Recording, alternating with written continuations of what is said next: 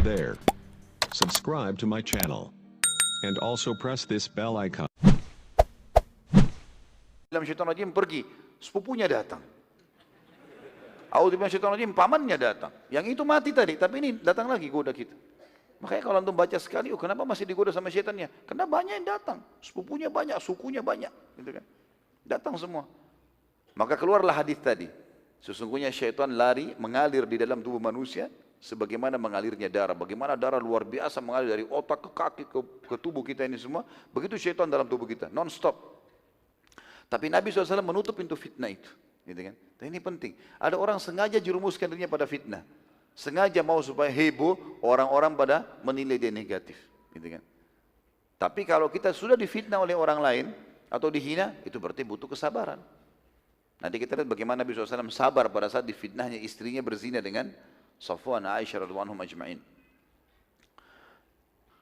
Ini pelajaran juga kita ambil, dan saya sudah pernah bilang teman-teman sekalian, di awal kita bahas sirah, tujuan kita bukan menyelesaikan, tapi mengambil pelajaran-pelajaran emas dari sirah itu. Di antaranya seperti ini. Nabi SAW pada saat itu mencium baunya, bau bahayanya ya, maksudnya mencium bahayanya statementnya Abdullah bin Abi Salul ini, bin Ubay ini. Maka beliau SAW segera menyuruh pasukan bergerak. Silakan bergerak sekarang. Padahal waktu itu teman-teman sekalian sudah menjelang maghrib. Biasanya tradisi Nabi SAW kalau sudah menjelang maghrib, suruh pasang kemah-kemah, suruh pada istirahat semua. Besok pagi baru jalan lagi. Karena sekarang bukan menyerang musuh, tapi sedang pulang, sudah menang gitu kan. Maka butuh istirahat, butuh menedangkan jiwa.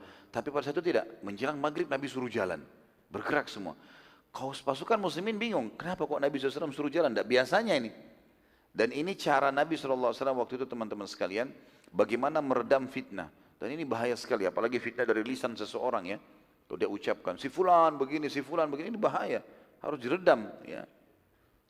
Salah satu yang Nabi SAW lakukan adalah memerintahkan semua pasukan jalan. Dan tidak berhenti kecuali pertengahan malam.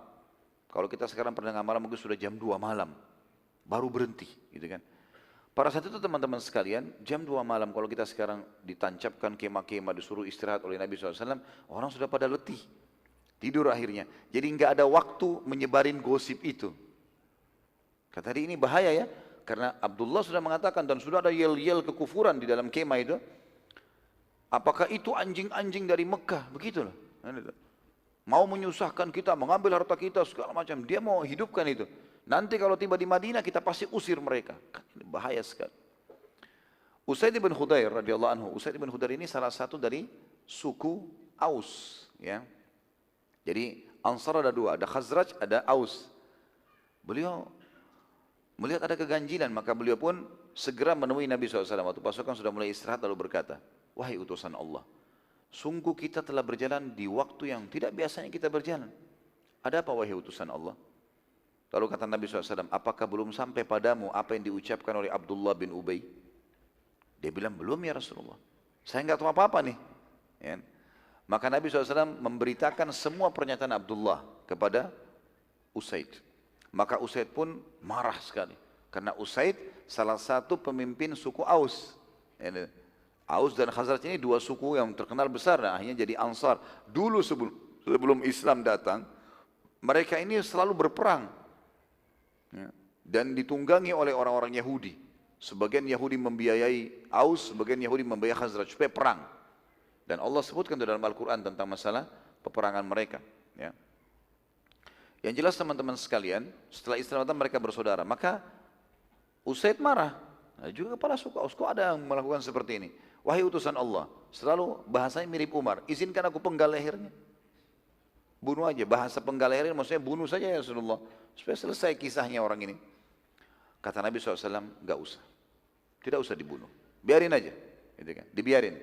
Dan ternyata subhanallah ini penting juga teman-teman. Dalam menghadapi fitnah, kita perlu menyampaikan. Kalau misalnya ada orang bertanya, sampaikan. Tapi tidak usah kita habiskan umur kita di situ.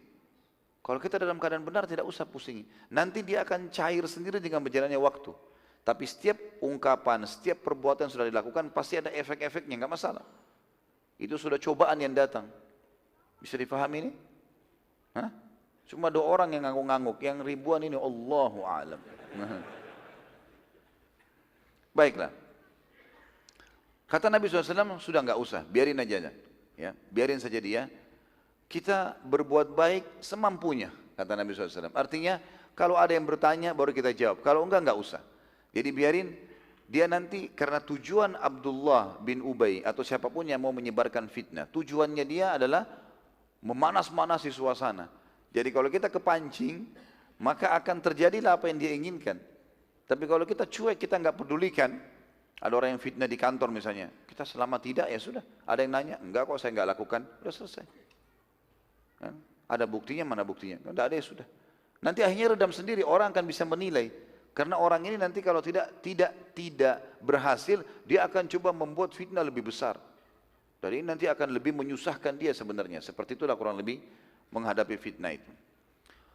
Selama 3 hari teman-teman sekalian ke depan, berturut-turut pasukan dalam perjalanan. Dan mereka hanya istirahat untuk sholat saja. Makan pun disuruh Nabi SAW di atas kuda dan unta mereka.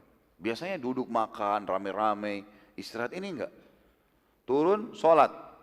Ya, langsung iqamah, dijamak qasar, karena musafir, naik lagi di kuda dan unta jalan.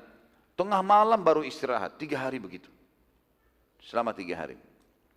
Maka Nabi SAW memerintahkan pasukan pada saat itu, di hari ketiganya, untuk istirahat. Gitu kan? Dan mereka karena sangat letihnya mereka tertidur. Ya. Pada saat pasukan sudah mendekati Madinah, kurang lebih perjalanan tinggal 1 hari lagi untuk sampai di Madinah.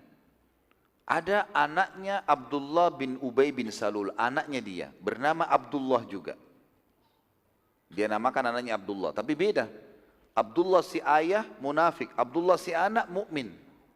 Beda ini. Ini terkenal sekali dalam kisah sahabat sampai ada yang mengistilahkan dengan Abdullah mukmin dan Abdullah kafir. Padahal ini anak sama ayah. Abdullah bin Ubay bin Salul ini, si anak, mendatangi Nabi SAW, lalu berkata, wahai utusan Allah, telah sampai padaku apa yang dikatakan oleh ayahku. Dia dengar. Maka demi Allah, ya, aku memohon atas nama Allah kepada anda, ya, demi Allah yang jiwaku dalam genggamannya, aku tidak akan membiarkan ayahku menghina anda. Dan izinkan ya Rasulullah, kalau anda ingin membunuhnya, izinkan aku yang membunuhnya. Jangan orang lain. Karena ya Rasulullah, kalau anda menyuruh orang lain membunuhnya, maka bisa saja aku terbawa dengan emosiku dan aku membunuh muslim. Tapi kalau anda menyuruh aku yang membunuhnya, maka itu adalah bagian daripada keimanan. Ini si anak mau bunuh ayahnya. Kalau perintah Allah dan Rasulnya saya akan bunuh. Gitu kan. Lalu kemudian kata dia, demi Allah ya Rasulullah, sungguh tidak ada satupun dari suku Khazraj yang berbakti pada ayahnya sebagaimana aku berbakti pada ayahku. Satu sukuku semua yang paling bakti sama ayahnya aku. Walaupun aku tahu ayahku munafik. Tapi agama menyuruh aku berbakti. Selama bukan pelanggaran agama aku lakukan. Dan aku sangat khawatir bila orang lain membunuhnya, maka kau akan marah. Dan akhirnya aku membunuh seorang muslim dan aku masuk neraka dengan itu. Maka kata Nabi SAW, tidak perlu wahai Abdullah. Tidak perlu kau bunuh ayahmu. Kami tetap akan berbuat baik padanya. Dan memaafkan bila dia minta maaf selama dia hidup. Jadi ternyata respon Nabi SAW ini sampai kepada telinganya Abdullah bin Ubay bin Salul. Jadi memang dia tujuannya untuk memancing Nabi pun emosi, gitu kan? Akhirnya suku sama suku berperang dan seterusnya. Dia kaget, Nabi malah mengatakan kalau dia minta maaf kami memaafkan. Dan tidak usah, dia sudah dengar ada beberapa sahabat mau bunuh dia sampai di telinganya. Tapi Nabi SAW larang, jangan. Nanti orang-orang mengatakan Muhammad membunuh teman-temannya. Jadi fitnahnya dia teredam sebenarnya. Ternyata teman-teman sekalian, dalam perjalanan ini, waktu lagi istirahat ini, ada kejadian lain terjadi. Aisyah radhiyallahu anha, yang ada di gerandahnya dia, pada saat kemah sudah mulai diangkat semuanya, sudah dicabut, sudah digulung kembali, dinaikin di atas unta, mau bubar menuju ke Madinah. Perjalanan tinggal sehari itu. Rupanya Aisyah radhiyallahu anha punya hajat. Beliau pergi ke padang pasir, kemudian menyelesaikan hajatnya. Ya orang, maaf, buang air besar, buang air kecil zaman itu memang begitu. Waktu beliau kembali ternyata pasukan sudah jalan. Kita dengarkan bagaimana Aisyah menceritakan radhiyallahu anha tentang keadaan tersebut dalam hadis Bukhari. Kata beliau, saat itu tubuhku masih sangat ringan. Dan saat pasukan sedang istirahat, aku punya hajat dan aku meninggalkan pasukan.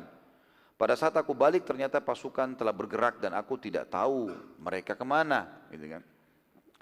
Para sahabat waktu itu teman-teman sekalian, mengenai Aisyah badannya masih kecil, ringan, di dalam sebuah geranda dan sahabat 4 orang memikul geranda tersebut. Jadi seperti keberadaan Aisyah di atas atau tidak ada sama saja bebannya. Seperti itulah. Karena 4 orang yang angkat.